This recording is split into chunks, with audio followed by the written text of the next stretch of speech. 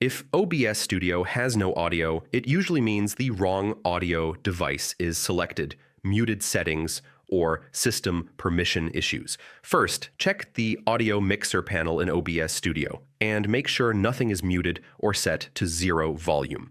Go to Settings, Arrow Audio, and confirm that your desktop audio and microphone/aux audio are correctly selected.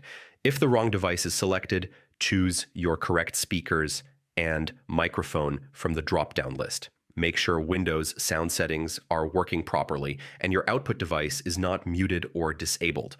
Right-click the speaker icon in Windows and open sound settings to verify input and output devices. Run OBS Studio as administrator to avoid permission issues that can block audio capture. Check if any other application is using your microphone exclusively and close it. Disable audio enhancements in Windows sound settings because they can sometimes break OBS audio input. Update your audio drivers to fix compatibility issues. If you are still facing issues, reset OBS Studio audio settings or reinstall OBS Studio completely. This will fix most OBS Studio no audio problems on Windows.